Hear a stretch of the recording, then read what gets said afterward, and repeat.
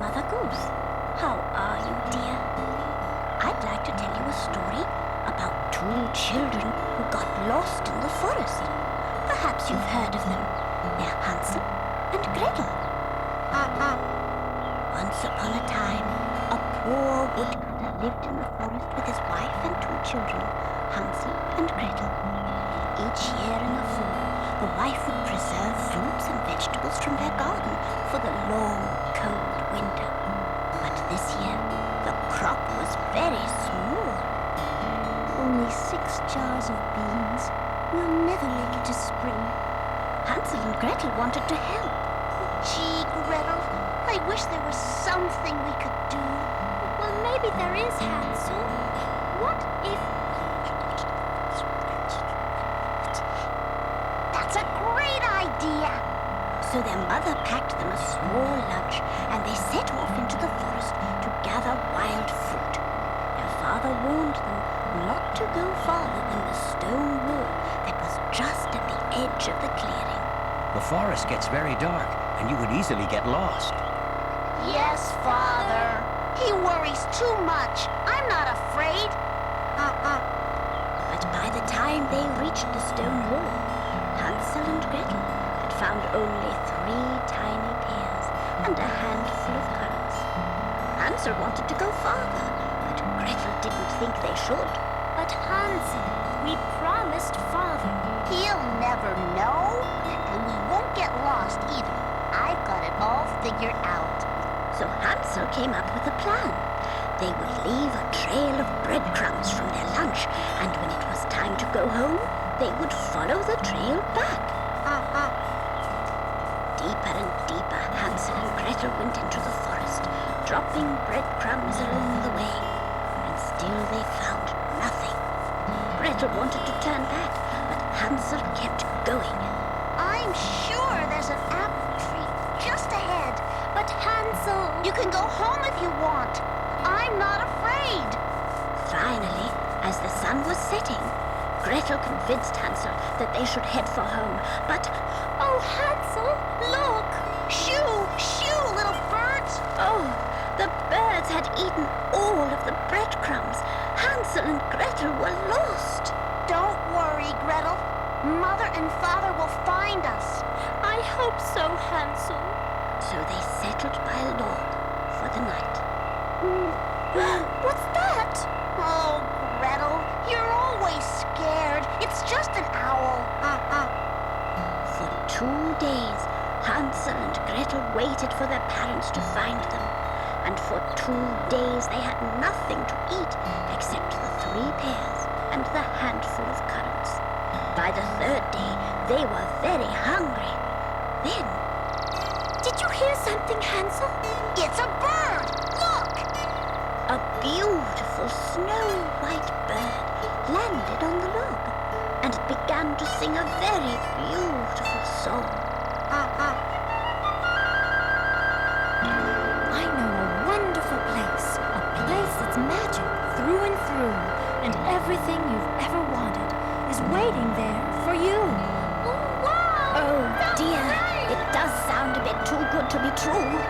Follow me, follow me, follow me, and I will take you to a place where all your hopes and dreams will magically come true. What kind of dreams?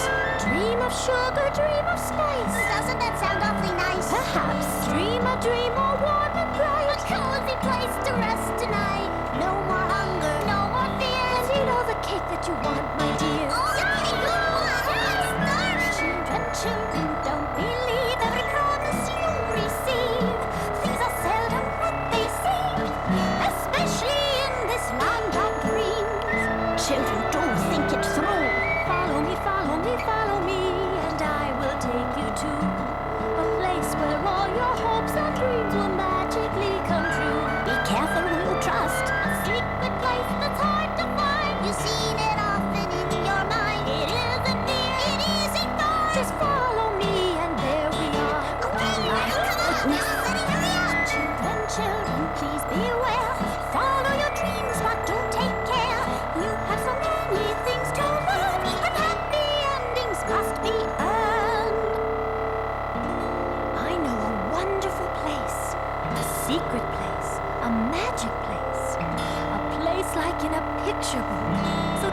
shy. Come take a look. Oh, children, don't believe everything you hear. Follow me, follow me, follow me, and I will take you to a place where all your hopes and dreams will magically come true. I'm afraid they'll just have to learn for themselves. Hansel and Gretel were so taken by the song that when the bird flew away, they followed. Do you smell what I smell? Cookies! The bird led them to a wonderful house. Everything about it looked and smelled good enough to eat. Gingerbread! Chocolate chips! It didn't seem like anyone was at home, so Hansel and Gretel began to nibble on the walls of the gingerbread house. Try the windows, Hansel. They're made of candy. The shutters are fudge! They were so hungry, they didn't even notice that the white bird had disappeared down the chimney. They had only taken a few bites when a voice called out. Nibble, nibble, little mouse. Who is nibbling at my house? Uh-oh!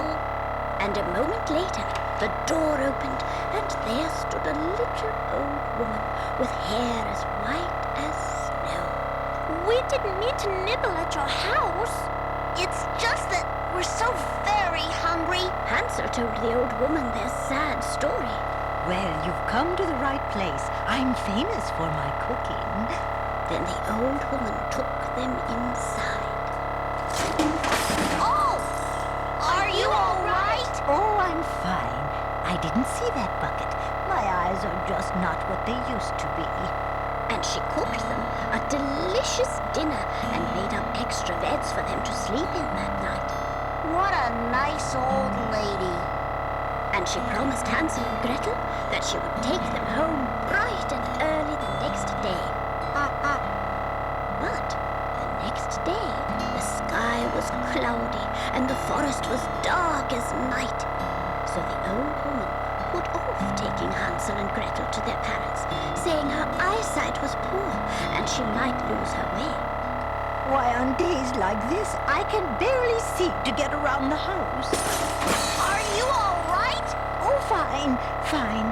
I'm used to it. To keep the children happy, the old woman cooked them more wonderful meals and filled their pockets with gifts of colored stones. Wow! I've never seen anything like them before. Yeah, they're real pretty. But there was something about the old woman Gretel didn't trust. Another day passed, and then another, and each day there was a different excuse for not taking them home. It's pouring rain today. You wouldn't want me to catch a cold. Achoo! Gesundheit! And each day, Gretel became more and more suspicious. Gretel started noticing some very strange things about the house. That's odd. I thought I saw the broom move all by itself. She found secret rooms and hidden things. What a funny hat. And what's this? A book of magic spells. She was telling Hansel about her discoveries. I think she's a witch, Hansel. And I think we better get out of here fast. When she felt the old woman's bony hand on her shoulders. You think you're pretty smart, little missy. The old woman really was a witch, and from then on she acted like one. I guess there's no point in pretending anymore. She locked Hansel in a cage and started making plans for a very special dinner party. She isn't having us to dinner, Hansel. She's having us for dinner. Oh, Gretel. Now I'm afraid. Gretel was forced to clean and fetch, while the old witch sat around reading her recipe books all day. Let's see. Shall I make a fricassee? or a roast? You see, she wanted to fatten up Hansel, so she fed him very well.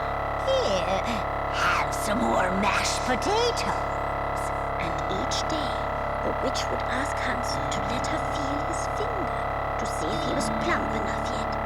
But he didn't seem to be getting any plumper. That's because he stuck out a twig for the witch to feel instead of his finger. Still too thin. Have another piece of cake. Phew. I fooled her, Gretel. She really is blind. But Hansel, I don't think this twig trick is going to work much longer. Several days passed, and the witch grew tired of waiting for Hansel to get fat. So she made Gretel light the oven. And when she asked Gretel to crawl in and see if the oven was hot enough, Gretel ran away. Come back here, you naughty girl. This is no time to play hide and seek. Gretel ran up the stairs, down into the basement, and back into the kitchen with the witch right behind her. You can't get away from me, my sweet. I've got you now. But the witch's eyesight was so poor that just as she was about to grab Gretel and push her into the oven, she tripped and fell into it herself. Quickly, Gretel grabbed the keys and opened Hansel's cage. Come on, Hansel. There's no time to lose. I'm right behind you. And the two of them raced out of the house into the forest, where they heard their parents calling for them. Hansel! Gretel!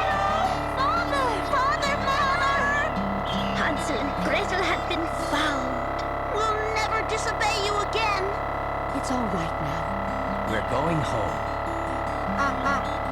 Home? Home? Did somebody say home? Mother! Father! Sister dear. Oh, what music to our ears. So let's go home. Oh, yes, dear. That's the place for me. Of course it is. For after all we've seen and heard, home is truly the magic word. I'm so glad it all worked out so well. Home is more than a nice warm bed, More than a roaring fire. more than a simmering cup of tea. Home is our heart's desire. Oh, we've had a fill of adventure, and now the adventure is through, and there's no place we would rather be than at home, sweet home with you.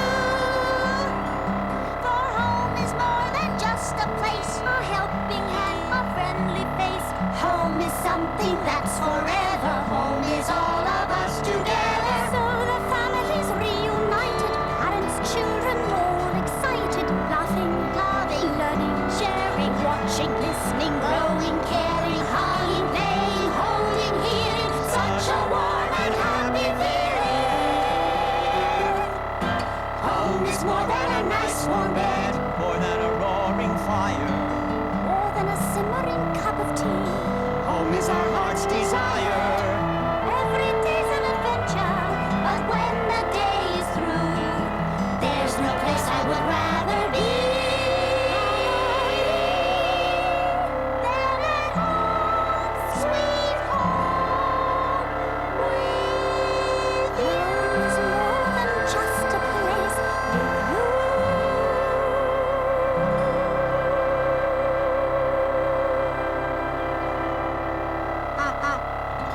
When Hansel and Gretel got home, they found the stones the witch had given them still in their pockets. Look how they sparkle. These are no ordinary stones. It turned out that they were rubies, emeralds, and diamonds. The family was richer than they had ever dreamed. But what's more important, we have each other. Hansel and Gretel always listened to their parents from then on, and the wicked witch was never seen again. And they lived happily ever after.